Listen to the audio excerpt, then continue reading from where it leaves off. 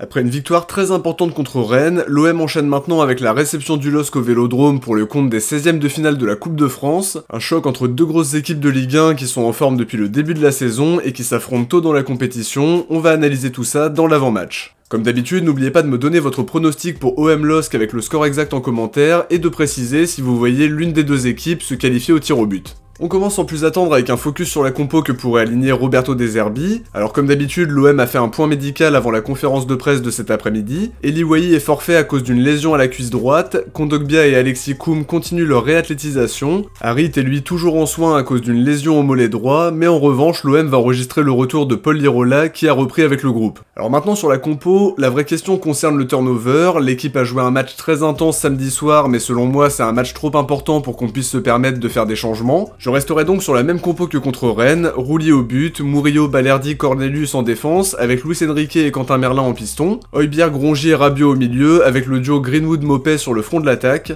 De votre côté, dites-moi ce que vous pensez de la compo, est-ce que vous feriez quelques changements pour éviter des blessures? J'attends vos avis dans les commentaires. On passe à l'analyse des deux équipes en commençant par l'OM qui va recevoir pour ce 16e de finale de Coupe de France, une compétition qui doit absolument être une priorité parce qu'on attend ce trophée depuis 1989, c'est bien trop long, et ce match d'anthologie face à Monaco avec le triplé de Jean-Pierre Papin. On a parfaitement commencé avec une large victoire à Saint-Etienne, mais le moins qu'on puisse dire c'est qu'on n'a pas été épargné au moment du tirage en prenant le LOSC dès les 16e de finale. Le point positif c'est de recevoir, on a une dynamique qui est bien meilleure au Vélodrome ces derniers temps, et le soutien du public sera absolument primordial. Après faut quand même avouer que le tirage est loin d'être évident, c'est une équipe contre qui on a eu des difficultés en championnat, heureusement qu'on a pu compter sur un grand roulis pour sortir quasiment toutes leurs tentatives, notamment devant Jonathan David et Fernandez Pardo. Ils ont réussi à se montrer dangereux même si le réalisme était loin d'être au top, alors que nous on a marqué sur notre première occasion du match. Ce sera pas un match facile, mais la confiance est au beau fixe côté marseillais, on est sur une série de 6 matchs sans défaite, toutes compètes confondues, on vient de conforter la deuxième place grâce à la victoire à Rennes pour mettre Monaco à 5 points, Nice à 6 points et Lille à 7. On sent une vraie osmose dans cette équipe et beaucoup d'ambition. En conférence de presse, Balerdi et De Zerbi ont insisté sur le fait que la Coupe de France doit être une priorité et qu'il ne faut pas faire de différence avec le championnat. C'est une opportunité d'aller chercher un titre puisque le PSG continue de faire cavalier seul en tête de la Ligue 1. L'élimination serait une grosse déception même si en face c'est une équipe redoutable qui a beaucoup de qualité mais qui sera quand même amputée de quelques éléments importants, on y reviendra un peu plus tard. La clé du match sera de moins subir que quand on les a joués en championnat, de concéder moins d'occasions parce qu'on ne pourra pas se reposer éternellement sur les exploits de Roulis. On attendra de voir la même intensité, le même sérieux et la même maîtrise que sur les derniers matchs.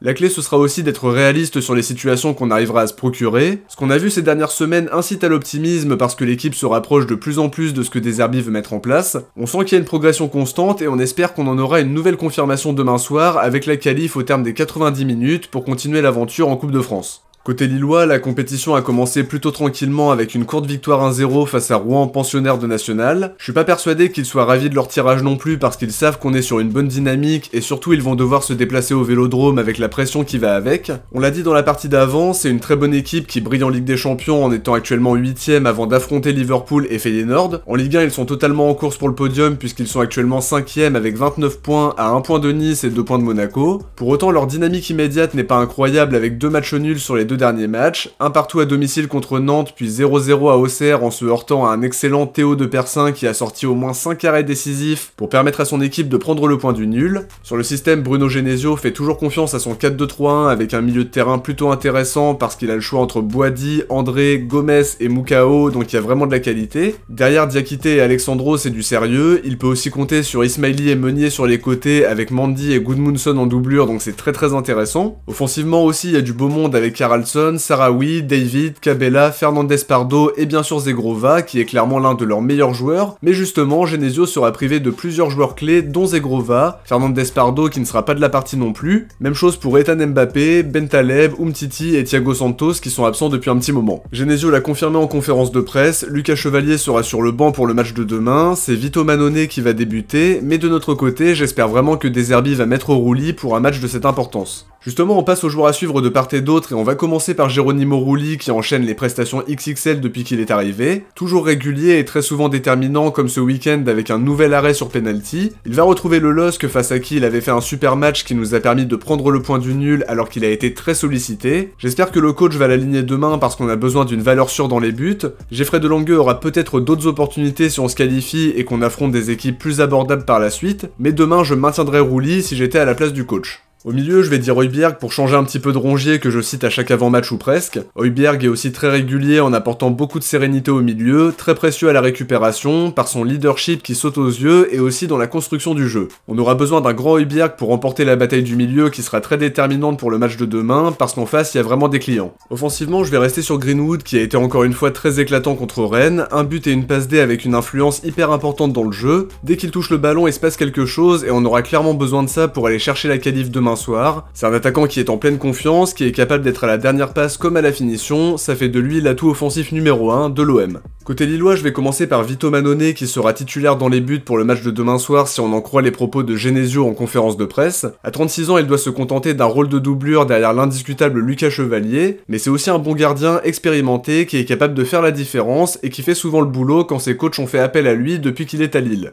Au milieu, je vais dire Benjamin André qui est vraiment une valeur sûre du collectif lillois par son leadership, son volume de jeu et ses qualités à la récupération. Ça annonce une vraie bataille dans l'entrejeu, mais on espère que nos milieux vont réussir à prendre l'ascendant. Offensivement, j'aurais pu citer Jonathan David dont on connaît parfaitement les qualités, mais j'ai plutôt décidé de parler de Sahraoui qui a montré de très bonnes choses depuis le début de la saison. C'est un jeune joueur qui peut vraiment apporter le danger sur son côté grâce à ses qualités de dribble, de percussion, son explosivité. C'est vraiment un bon joueur dont il faudra clairement se méfier.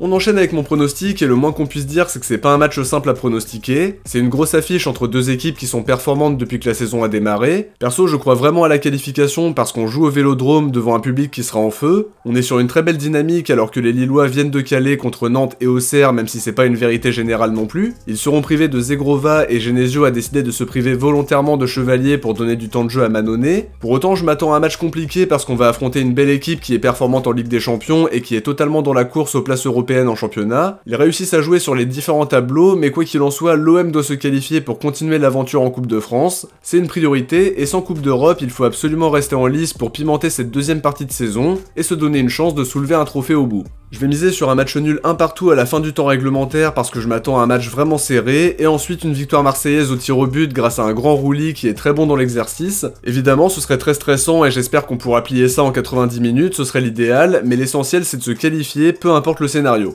Avant de se quitter, on va découvrir qui a été visionnaire parmi vous pour Rennes OM. Bien joué à tous les 26 pour avoir trouvé le 2-1 score exact, vos pseudos s'affichent sur l'écran, et encore une fois, merci à tous d'avoir été aussi nombreux à jouer le jeu. N'oubliez pas de me donner votre pronostic pour OM LOSC et de préciser si vous voyez une qualif au tir au but pour l'une des deux équipes. De mon côté, j'arrive à la fin de l'avant-match, j'espère que ça vous a plu. Si c'est le cas, n'oubliez pas de laisser un like pour me soutenir et pour aider la vidéo à être mieux référencée. Je vous invite aussi à vous abonner en activant la cloche pour ne rien louper des prochaines vidéos et notamment du mercato qu'on va suivre avec attention sur la chaîne. Si vous avez regardé la vidéo jusqu'au bout, écrivez Coupe de France dans les commentaires. De mon côté, je vous dis à très vite pour une prochaine vidéo et d'ici là, je vous invite à aller voir les deux derniers épisodes d'ActuOM avec celui qui est sorti dimanche soir et celui qui est sorti ce midi. Les liens seront en commentaire épinglé et sur l'écran de fin de vidéo dans quelques secondes. Ciao, portez-vous bien et surtout allez l'OM.